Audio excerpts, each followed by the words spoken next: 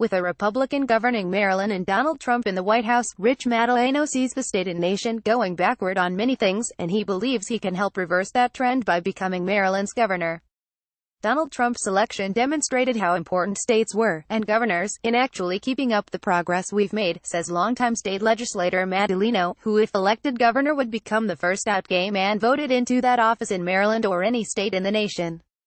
Another openly gay man, Jared Polis, is running for governor of Colorado. That, combined with Maryland having a Republican governor, Larry Hogan, and slipping on some of the things we'd done well, providing strong public schools, giving people an opportunity to pursue dreams, led Madaleno to pursue the Democratic gubernatorial nomination, he says. The state will hold its primary Tuesday. He sees much progress that has been threatened or already reversed by Republicans at the state and national levels. Maryland's public schools were once rated the best in the nation, he says, but that has changed. The state was implementing the Affordable Care Act with an eye toward universal coverage, but now the ACA is in jeopardy. For LGBT people, he notes, it seemed like we'd come so far, with victories for freedom to marry, momentum for national anti-discrimination laws, and then, boom. That all seemed to stop with Trump taking office as president. But it's no time to just despair, he says. For me, it was time to stand up and say no, I'm going to fight the best way I know to protect the gains we've made, says Madaleno. For Madaleno, the place to fight is the political arena. After holding administrative positions in various government bodies, in 2002 he became the first openly gay person elected to Maryland's House of Delegates. Another delegate, Maggie McIntosh, had come out in 2001, while already in office, and in 2006 was elected as the first out gay member of the Maryland Senate.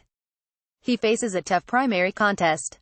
The frontrunners are Rushernell Baker III, the Prince George's County executive, and Ben Jealous, the former president of the NAACP.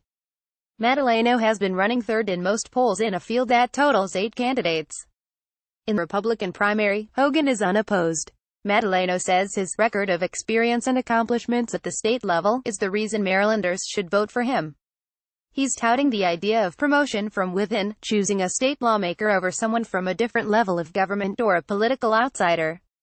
Education and infrastructure, being the factors that provide economic opportunity, are among his top issues, and he says they don't seem to be priorities for the Republican Party at any level. He's also focused on the environment, civil rights, and more. And it's important to have a strong Democratic challenger to Hogan, he says.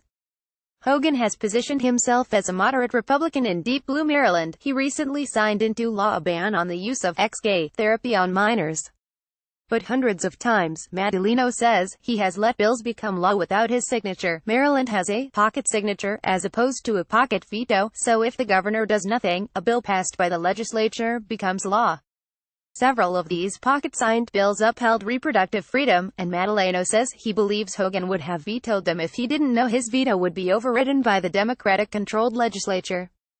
He says that if Hogan wins a second term, there won't be political pressure on him to govern as a moderate, as term limits prevent him from seeking a third. We cannot have a politically untethered governor, especially when we have an unhinged president, Madaleno says. Madaleno famously got in another pointed jab at Trump earlier this month when an ad for his campaign aired during the president's favorite news program, Fox.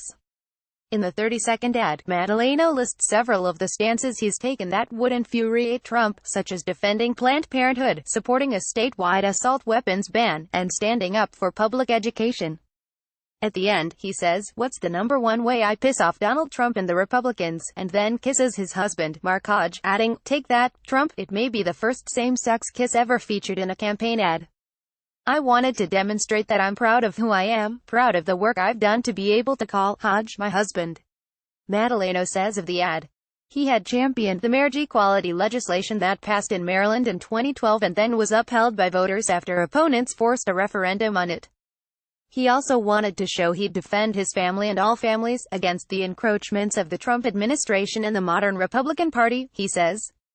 I wanted to make sure that we demonstrated to the other side, the side that is increasingly living in their own Trump bubble, that there still is a diverse world sitting out here and their neighbors aren't going away.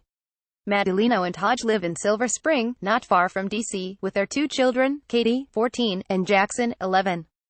Hodge is a nurse who works for the local public health department. Because he's running for governor, Madaleno couldn't seek another term in the state Senate. He says he hasn't made plans for what he'll do if the gubernatorial run doesn't work out, preferring to focus on the race at hand.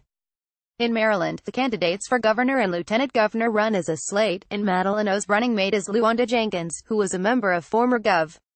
Martin O'Malley's cabinet as Secretary of Minority Affairs. The two of us have more experience at the state level than any ticket that's run before, Madaleno says. Madaleno is one of several gubernatorial candidates trying to make LGBT history this year. Besides Polis in Colorado, whose primary is the same day as Madaleno's, there's Christine Hallquist, a transgender woman seeking Vermont's Democratic gubernatorial nomination, and Lupe Valdez, a lesbian who's already won the Democratic nomination for governor of Texas and will face deeply anti-LGBT Republican incumbent Greg Abbott in November. All have the endorsement of the LGBTQ Victory Fund. Kate Brown, who is bisexual, broke the rainbow glass ceiling when she became governor of Oregon in 2015. New Jersey Gov. Jim McGreevey wasn't out when elected, and when he came out as gay in 2004 he immediately resigned. With the primary coming up in a few days, Madaleno continues to express optimism about breaking his state's rainbow ceiling, and he's eager to have another chance to say, "Take that, Trump." He urges voters to remember this: the Republican Party is the party of Trump.